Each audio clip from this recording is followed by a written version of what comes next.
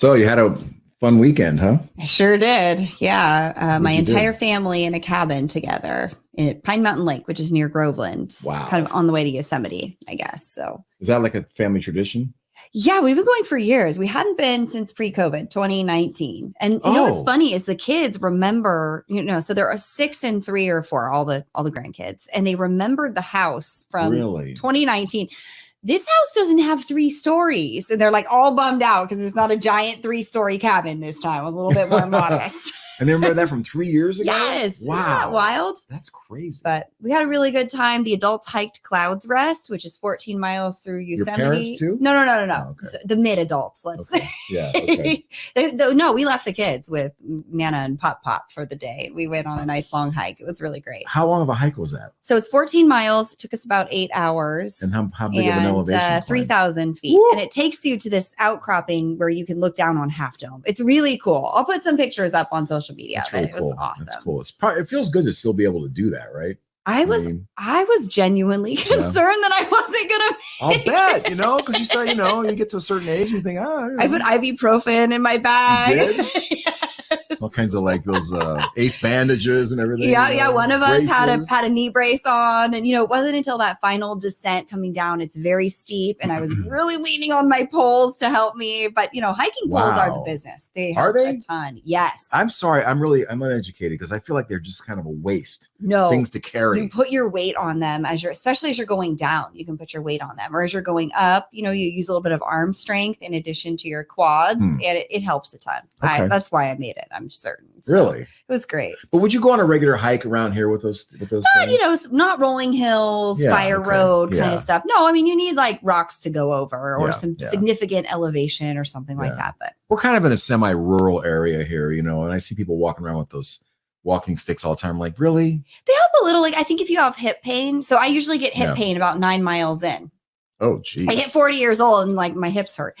So walking sticks would even help with that on flat road. You're just redistributing your weight a little bit. Okay. It's super helpful. I'm sure they do it for a reason. They're not all idiots. I just don't understand it. Yeah.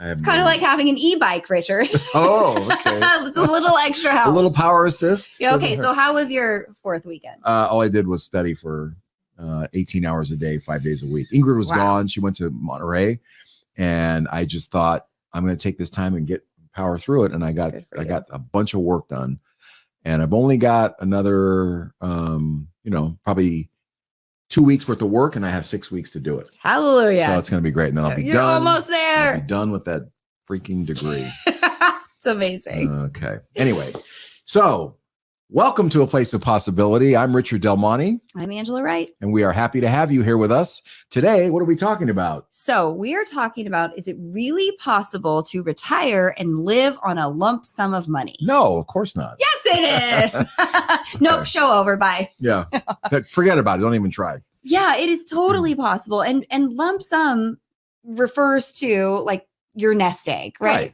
Right. Yeah. How much you've got saved up for retirement. Yeah. Right. So, people always say like, I saved in my 401k. I've got, $5 million. Is that really enough for me to live on for the rest of my life? And so this show is going to teach you how to figure that out and how to do it. I'm going to give you the lawyer answer. It depends. Right. It does. It depends. The almost lawyer over here. Right. Yeah. So, okay. What do we have to determine first? So we have to work with this. What resources do we have to start with that we can rely on for retirement?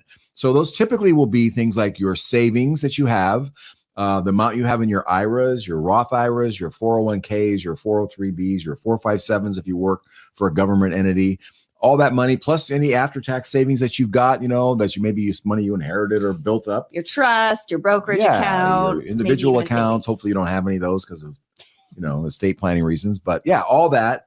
Plus your pension, if you have rental properties, hopefully, those are good assets right now, especially when inflationary times. And of course, Social Security. Yeah. Right. Those are the things you have. Those are the arrows in your quiver to attack retirement with. Yes. So the first thing that you're going to do is add all of those up. Add all of the sums in your accounts, and that's your lump sum. Right. And then add up the monthly amount of all of those income streams that you get. Set the income streams aside for now, and we're going to focus on that nest egg, the lump sum. Right. What can that give you? Yeah. In addition to all your other sources. Exactly. Of income, right? Yeah. So how much can we safely withdraw from a sum of money? All right. So the rule of thumb is somewhere between 3 and 5%. And one way to think about this, if you just want to, that becomes hard for you, is just take your lump sum and divide it by 20, right? And that's a good start. That's about the most you can actually plan on taking out, is divide your number by 20. So let's put it into numbers. If you have $5 million, that means you could draw somewhere between $200,000 and $250,000 a year before tax. Yeah, good point. Right. And it makes sense, right? Just numerically, you're maybe withdrawing 4.5%. That's kind of the standard that we use for a lot of our clients, but you're earning maybe 6 to 8%. In your portfolio, right? So you're safely drawing from the income that your portfolio is generating every year without having to touch your nest egg. Yeah. And this can provide you with an inflation adjusted income. We'll talk about why that's important in a couple minutes here. Yeah. And a good point though is people get a little bit fixated on the dividends or the interest they're making in their portfolio. You don't have to be stuck with just that. Oh, that was the old way of doing it. That's the old way. You can trim off a little bit of the growth. Yeah. So that you would do this basically on a total return basis, not how much revenue, how much might get in income. Point. Right? Yeah. Okay. So if you're making 8% overall total return, you can afford to take out 4 to 5. Or if you're making 6, you could take out 3 or 4, something like that. Exactly. Yeah. Okay. All right. So there are some risks, right? You're retiring and you're living on a lump sum of money. And people come to us, fist clench all the time, like, oh, can we really do this? Yeah, they don't know. And I think there are some things that you need to consider if you're going to be doing this. Right. And more of us are, right? The pension is dead by and Pensions large. are, if you're lucky, if you have one, count your lucky stars, because those are very rare now. Yeah. So the bulk of our audience is doing this. And so the first risk is that your investment strategy on that lump sum is either too conservative or too aggressive. So let's break this down. If you're too conservative, let's say you've got all of that money in T-bills, government bonds. And so you're getting 3%, let's say now. Yeah, right. So you're earning 3%, but you're drawing 4.5%. Well, you can do the math on that. You're taking out 1.5% more than you're earning every year. You will be touching that nest egg. So not aggressive enough. And then on the other side, we have people who are way too aggressive in their portfolio. Yep. And maybe they're seeing really violent swings in their account balance. And you may have multiple years where your account is down significantly. And then you're going to be tapping into your lump sum again. So there's a sweet spot in there. Again, it depends, Mr. Lawyer, but by and large, that's somewhere between 40 to 70% equities or stock in your investment portfolio. Right. And not more than that. Right. Because what will happen is if the stock market goes down 40, it can go down 50%. Sure. Right? That's the most we've ever seen. We've seen, in the modern era. So 50% decline, all of a sudden that's all you're working with. And if you're taking the same amount out you were taking before, now you're taking out double. If you were started out with 5, now you're taking out 10. Yeah. And it becomes unrecoverable. You end up having a vicious cycle and you end up out of money. Right. So you can't do it. You can't be too aggressive. Yeah. And so that brings us to diversification, right? Because not all of your money is in the stock market. You're broadly diversifying among lots of different stocks, global stocks as well. The US is only 40% of the investable assets in the world. True. So, why just look here? True. And then you've got fixed income, bonds, municipalities, things like that in your portfolio. So we see a lot of times, this is especially popular for people who have worked for a publicly held company, is they fall in love with a stock that's done them right. Maybe you work for Apple, Nike, Apple. Yeah, all those years. Right. And so you've got a big chunk of your portfolio in one stock. That's fine when you're my age, sort of. Not sort of really, fine. but it's better, it's safer if you're doing it when you're young. Yeah, but one thing, remember Enron? Yeah. One thing goes sideways with that company and you're suffering big losses. Yep. So staying diversified, super duper important. And the rule of thumb for us is no more than 10% in any one position in your portfolio.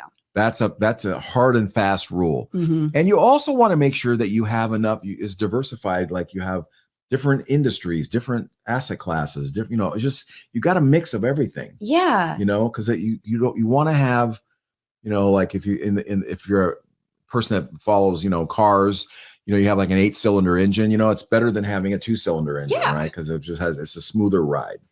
Yeah. And what we were talking about earlier is that we've recently implemented a new service where we can manage 401k accounts. So previously we could kind of give you an allocation, but we couldn't actually go in and trade your company 401k while you're still working there. Right. So technology has expanded. Yeah, it's really cool. We can manage your 401k. Yeah. So we started doing this for some clients, and we see that so many of them are in these age-based portfolios. So what were you telling me about that one client this morning? Well, one client had a retirement date 2020, and it's already been 2 years ago.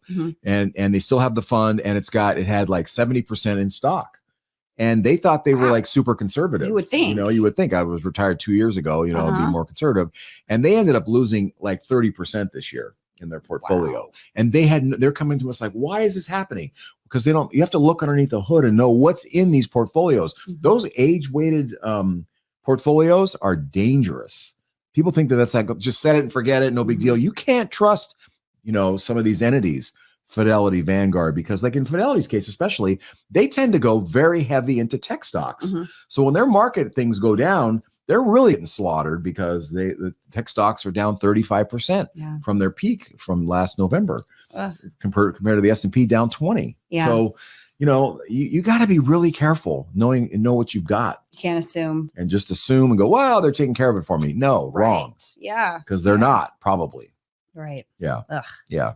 All right. Okay. So lack of diversification. Yeah. So the next That's a risk good we one. have is that, the markets get really scary and you make the wrong choice at the wrong time as a retiree. So you're in this program, you're living on your lump sum, and, we have, this is happening right now, right? There's a lot of people out there sitting on the news, watching the news all day thinking, oh my gosh, this is the worst market we've ever had. Yeah, it's going to be it's the end times. Oh gosh. And they're thinking, should I go to cash? Yeah. Right? Because the markets are down and they're going to keep going down. And I have so many people ask me, can I lose all my money in the stock market? What if my portfolio goes to zero and I have nothing to live on? And the reality is, if you're properly diversified, that's not going to happen. Yeah. As Richard just said, in the moderate area, the worst declines we've seen are 50%. Right. We're only down 20%, down 20% year to date. If you sell out now, in the stock side. stocks, If you sell out now, you're locking that in forever, and you've reduced now the amount of income that you can take by 20% over your lifetime. Yep. So, now is the time to not be fearful of the global stock markets, but to take advantage. Maybe you're rebalancing, maybe you're buying some more stock, maybe you're just holding your nose through this period. And the thing that you really want to be afraid of are, Ponzi schemes and people who tell you, Insurance things that agents. are too good to be true. Insurance you people annuities. locking your money in annuities. Yeah. A lot of people go into these real estate limited partnerships, which they think are going to return 20% and they never do. And so, just any sort of thing that seems too good to be true. Yeah. That's what you really want to be afraid of. We have a lot of history in the market and a lot of reasons to believe today, believe it or not, that the markets will come back. We will continue as normal. Capitalism, thrives, and we're going to be okay. Yep. I mean, if you just do the math, I mean, the stock market has averaged 9 to 11% a year, going back for forever, really, back to, the foundation of the country. And if you just do the math, we're sitting at 31,000 right now on the Dow. In 15 or 20 years, it'll be over 100,000. Impossible. No, people say that it's impossible. It's just math. Yeah. It will happen. Yeah. It's just a matter of when. What was the Dow when you started? When I started doing this business, the Dow was at 1,500. And now, people, they would have thought, if I said that, if someone said it was going to be 31,000 or 37,000, what it was at the beginning of the year, people would think you were insane to say that. Oh, that guy's a crackpot. Yeah, that guy's crazy. It's impossible. But, there we have it, right? Yeah. It's just compound math. Right. Yeah. Exactly. And so there, that's a big one. And we kind of passed one, which was being too conservative in your investments. You talked about that. We did? Yeah. Don't be all T-bills and all that. Yeah, okay. yeah. Okay. All right. So what about expectations? What can people who are diversifying their portfolio expect to earn throughout their retirement? Okay. So if you have a diversified portfolio, so you have say you had 40% stock and 60% bonds or T-bills or something, safe money, probably looking at around 5.5%, 6%. It's actually better now because we now have safe money that actually generates a return rather than, zero. At the beginning of the year, we were buying T-bills for people that yielded 1/8%, and now they're yielding more than 3%. So there you go. Yeah. Yeah. Okay. Yeah. Good. So, yeah. So, but on the higher end, if you can go up to about 70% equity stocks, then you can maybe get closer to 8% return, something like Awesome. that. Yeah. So between 5.5% and 8%, depending on your risk tolerance. And so bring it back to, this draw rate. Let's say you're drawing 4.5%, you're earning 6 to 8%. You're banking some of that money for later. And and again, we're going to talk about why that's important. Yep. So, then did we talk about unrealistic expectations for growth yet? No. Yeah. Talk about that. We just did that. Okay. So people go in and they say, oh, I made 30% of my money last year, so I'm going to take out 12% or something, and I'm still leaving a whole bunch. Hey, as we've seen this year, the markets are like this, they gyrate, and you have to go with the average returns. You can't assume that it's going to make 30% a year, even if it does it 3 years in a row for some reason. That's not realistic. You have to go back and just say the long-term returns on stocks are 9 to 11%. And then the bonds. So all you can really get is 5.5% to 8%. Don't get too aggressive. Right. We're going to cover people that did that at the end. We got some examples, right? Yeah, exactly. So yeah. So those are really important. All right. What about controlling our withdrawals? So this is kind of like the final risk in living on a lump sum is people who are not really capable of controlling how much money they pull from their portfolio each year. That is a big one. And it really depends on how much you can have, how much self-control you have. Are you the person that eats the frosting first on the cake, or do you or do you wait till the end, or do you have dessert at the end instead of for where the salad should be? Because people will have a lump sum, and they think of it as this big giant pot of money that they can tap whenever they want to, especially if they have a good year. Yeah. Well, I'm just going to take some money out of my retirement account. Well, no, because that money that it grew by is for the future, for getting future draws to cover inflation, which we're going to talk about in a little bit. Also for years like this one, it's we're down 20% on the equity side this year. Those last 2 years we had of 30-20% equity growth are what's kind of making up and making that average of 8%. Yeah, exactly. Absolutely. You have to bank that. Absolutely. So you have to be able to say no. And that means sometimes say no to your kids. Oh, that's a hard one. It's super hard. We're watching this in real time with all of our clients. They have a really hard time saying no. Talk about some of the situations, like the lady with the kid going to jail. Yeah, I mean, a client called me one day and says, "Hey, my son has been taken to jail, and I need $25,000." And I did the math, and I said, "Like, that's not a sustainable amount of money to pull out of your portfolio. It will harm your income going forward permanently if you do this." And instead, there's public defender, as I suggested. We kind of talked about the realities of his case, and in the end, she didn't end up taking that money, but. Gosh, what a hard decision to make. You want to help your kids. Or I think, on a positive side, you want to help them with a down payment on a house. Your millennials and Gen Zs are struggling to buy houses, and their parents are seeing this and saying, all right, let's give them the money. Or you want to throw, an amazing wedding. We've all been cooped up for 2.5 years. Like, let's throw our kids an amazing wedding.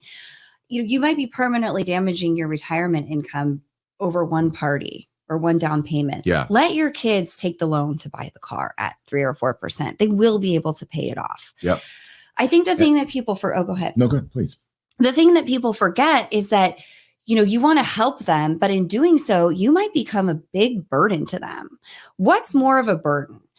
Allowing your child to go get a loan at 3 or 4% today, or forcing them to pay your bills when you're 85 years old because you can't. You're broke. That's a much bigger burden to put on your child. Yeah. Don't do that to them. Be savvy with how you're spending today. And there's a lot of other schools of thought around letting them get loans and save up and things like that, Sure. that would benefit them. So other reasons to do that as well. Yep. And the other thing to think about is, for taking out these little chunks of money, we just talked to someone this morning who wanted to take out $70,000 to put a down payment on a house. Mm-hmm. And we had to point out, like, hey, you're probably gonna have to take out $110,000 to pay the tax to net 70. So is it really worth it, to take out an extra $50,000, to cover a $70,000 thing? And all you're gonna do is save 5% interest, right? You have to be savvy. Mm-hmm. It may still make sense. She may still decide to do that, but you want to know the numbers, right? It's not just like, oh, I'm just going to go pull 70 grand out of my retirement account. No, sorry, because there's a big tax bill for that. Yeah. That's a good point. Yeah. Okay, so we talked about, what have you got to work with? How much can you safely withdraw? So let's talk about the next step is, what do you actually need to live on? And do these numbers add up for you or not? Right. Yep. So setting a realistic budget is super important. We often have people, especially when you're, in your 40s, you will say, okay, well, my house will be paid off. The kids will be through college. I could live on $5,000 a month. When the reality is today, you're living on $20,000 a month. Right. But what do we see happening once people are retired? Oh my gosh. Your spending will typically go up in the beginning because suddenly you have all this extra free time that you didn't have when you were working. And now what are you going to do? You're going to sit home and watch, Amazon Prime the whole time, or are you going to go out and do stuff? No, they're going on vacations.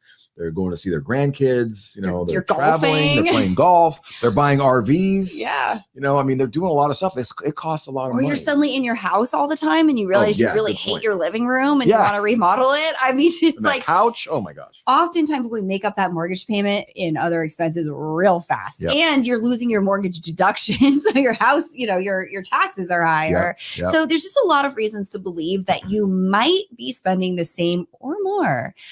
And I have an idea for everybody. I think it's really wise to make two budgets for retirement. You have your ideal budget, including your traveling and gifts to your children and grandchildren and all of the eating out that you want to do and golfing and spa days and all the things you dreamed of while you were sitting working doing this.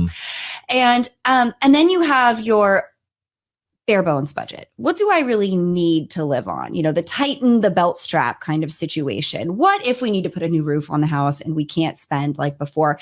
What is our bare minimum? So knowing that for yourself and then knowing what's ideal can help you, a lot with your planning. Good idea. For sure. Another factor, a risk factor for taking a lump sum, we're still on that track, is taxes, as we mentioned. Don't forget. So if you think I need $5,000 a month to live on, well, you're probably going to need $7,500 to pay the tax to net $5. Yeah. So don't just think 5. And when you're thinking about this, the 3 to 5% rule. Yeah. You have to figure out, what am I getting after tax? We're talking about a pre-tax number of 3 to 5%. Yeah. So for you, what's the after tax going to be? You might be in a super high bracket. You need to have your CPA or tax preparer, or hopefully your wealth manager do the numbers for you and tell you, where are you going to be? What can I spend after tax? In our case, we're figuring out people's taxes and we're withholding the right amount from their distribution. So at the end of the year, they're coming out clean. They don't no surprises, not getting big refunds, not having tax bills. Right on the nose. Yeah. So that's a big piece, tax. Right. And then this budget changes over time. It's not static. I need 10 grand today and I'm going to need 10 grand in 20 years. Why is that? Oh yeah. That's, I'm sorry. I forgot that piece. Yeah. So if you're taking out 5%, let's say right now it's giving you 5,000 a month, let's say. So at a 5% inflation rate, you are going to be needing more than $8,000 a month in 10 years if you're taking 5 today. And in 20 years, it's going to be more than $13,000 a month. No way. I'll never spend that. Yeah. Well, that just to buy this. What do you mean? You can see, you guys fill up your tanks lately and see how much it costs, $150 to fill up your tank. I mean, it not only is going to happen, it is happening. And my dad is a really good example for inflation because he retired in 1980 from a job. He was a welder for 30 years. And when he retired, his pension was $600 a month. Now you think today, my gosh, it's terrible. Well, at the time you could buy a car for $3,000. So it wasn't bad. He was comfortable, middle class, suburban lifestyle. Well, when he died in 2012, his last car was like $25,000. Yeah. So you can see how much inflation went up in that period of time. And if he had not had other inflation adjusted income streams like Social Security, rents, rental income, what would he have been doing for $600 a month? Yeah. Or he would have been a greeter at Walmart when he was 80. Yeah. Not a good way to go. So you can't go in saying, oh, I'm totally comfortable, at this age, unless you've built in inflation. And a year ago, people go, inflation. Oh yeah. And now like, oh, it's 8%. Oh my gosh, we do care about it now. But you need to care about it forever. Because even if it goes back to the normal amount, which is 3% or so over the whole last century, 3.5, right? 3. It's still going to eat away. It's just going to slowly eat away. Yeah. You won't notice like termites in your walls. Yes, exactly. It's the termites. Inflation termites. But you're going to wake up someday and find out, oh my gosh, I'm not making it. Yeah. Unless you plan for it. Yeah, exactly. Yeah. And this safe withdrawal rate that we are talking about at, let's say 4 to 5%, builds in the ability for yourself to give yourself these 3% raises every year. Because remember, you're banking that money. It's getting reinvested, compound interest. The money will be there for you when you do need to give yourself that 3% raise. And it suddenly costs $150 to fill up your tank. And when we say 3%, it's on the last year's number, not when you started 30 years ago. Yeah. It's a compound 30%. Really important, folks. We can't overemphasize this. Yeah. If you want to have a comfortable life. Yeah. Okay. So the last point on budget is your end of life budget. Unfortunately, the average person spends about 4 years in some sort of care at the end of their life. Maybe you're going into seriously? Yeah, 4 years. So maybe you're the person that gets dementia and spends 10 years in some sort of assisted living facility. Maybe you die of a heart attack and you spend 0 years. We don't know. We can't predict that, unfortunately. And so, you need to be prepared for some of these eventualities. So on average, it's 4%. And whether that's, somebody's coming into your home, you're going out to a nursing home, maybe you spend significant time in the hospital or something like that. Average is like 10 grand a month. So do the math, 10 grand a month for 4 years. Now you're digging into your lump sum. And that's yet another reason why it's so important to have that nest egg available to you. For sure. At the end of your life. And unfortunately, long-term care insurance for a brief moment in the 2000s was really great. And now you just cannot find a policy that makes sense. We try to shop them for people in their 50s all the time, and they're just no good. So unfortunately, we're self-funding this for now until, maybe some programs will come about, but or the government picks up the tab, maybe, I don't know. And you don't want to plan on spending down your assets necessarily so that you can qualify for Medicaid or Medi-Cal if you're here in California, then you're leaving nothing to your kids. So just thinking about, my budget may be 10 grand a month, but at the end of my life, it's going to be 10 grand a month, inflation adjusted, plus another 10 grand a month. And the 10 grand is in today's dollars. That's what it costs right now for this kind of care. So remembering that having that lump sum at the end of your life is super important, and building this into your budget just so that you're prepared. And, worst case scenario, you don't need the money if the heirs inherit it. Okay. Yep. Great. Yep. All right. Very so good. what do you have? How much can you take? What do you need? Those are kind of the 3 factors to help you decide if you're prepared to live on the lump sum. And how am I going to react? Right.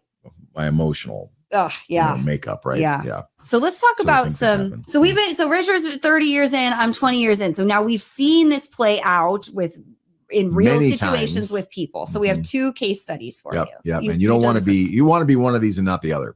So one of them is a client who retired about 30 years ago from his job, and he got his lump sum, but he took a really high withdrawal rate, more like 7%. It doesn't seem like that much more. I know, but it's enough it allows you to be in really bad shape when you get these down years that happen, and they do happen. Yeah. So because if the market goes down 50% and you're taking 7, now you're taking 14. So anyway, what happened was, it wasn't so much that the 7% that hurt him. It was the fact that every time his kids were like just a burden on him. And so they lived in rentals that he owned. He and his wife owned, and they wouldn't pay rent. And they wouldn't pay for health insurance because they didn't work. And so the parents had to pay for that too. It was before, Obamacare. And so they ended up just draining their entire retirement. How many years of the kids. Did they it took about 15 years, and they were broke, and they had a good amount to start with. But they just slowly. And we would say to them, hey, get a reverse mortgage, stop this, staunch the flow. They couldn't stop what they were doing. They had to keep going, even though they saw their account dwindling. They didn't have the wherewithal to say no to their kids. Yeah. And the kids made them go broke, and they ended up running out of money. I lost touch with them. I don't know what happened after that, but I'm guessing Social Security. They get Social Security. They did have some rentals, and I'm sure they had to get a reverse mortgage. So it's really sad. That's the story you don't want to follow. Yeah. All right. Yeah. So we've got now we have a good one. A good example of an executive who retired. This was 25 years ago now. They're still clients, and they kept their annual withdrawals under 5% all this time. They've been getting 3% raises on that every single year. And I think one of the key things is that they never rated their lump sum, but also they had to live through a lot of down markets. So over the last 25 years, we've had the .com So the dot-com burst happened, almost right after these people retired. That'll Right. make you panic, Yeah, right? 50% decline right after And they that. had worked at a tech company too. Yep. And then you had the housing crisis. That was another 50%er. We had 2018. 2018, 20% in a quarter. We had the pandemic. 35%. Yeah, we've got less this than a year. quarter. Yeah. And then this year, 20% in the worst stock market for the first half ever. Oh, yeah. give me a break. Yeah, Okay. yeah. So all those declines, and where's their money now? Double. They have doubled their money. what they started with. How you would imagine, you would think to yourself, how is that possible? They kept their draw rate reasonable. Yep. They did proper rebalancing and reinvesting when markets were down. Basically, they listened to us. Yeah, they basically listened to Toot, toot. someone and they didn't react emotionally. Yeah, Right, exactly. right. So, they stayed the course. They properly invested and diversified their funds. They didn't overspend. And this, they've remodeled their house. They've done things. They're not living like paupers. Yeah. But, they've followed the best practices for retirees. And so it's a clear case on how when you follow these rules, Yep. you're actually growing your assets over time and living a comfortable, for them, retirement. Right. Right. And I think they were a 70% equity client, right? That's how much they Yes. had. Yeah. They're, Yeah. So they're on the aggressive side, on the high side of safe and prudent. Yeah. But, so it's all doable, folks. I mean, it works. It's just a matter of sticking to your knitting, being disciplined, knowing what you're doing. Yeah. And no surprises. Yep.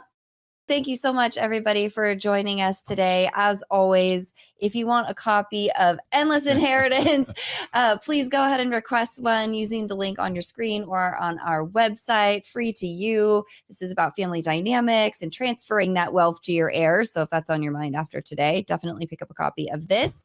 If you have any questions, or topic requests, you can send them to us at info@aplaceofpossibility.com. Of course, you can always schedule a meeting to talk with one or both of us if you want some financial support. Click on the link on your screen or go to aplaceofpossibility.com. Yep. So thank you for being with us. And remember, you're invested and so are we. Have a great week and we'll see you again soon. Bye-bye. Everyone.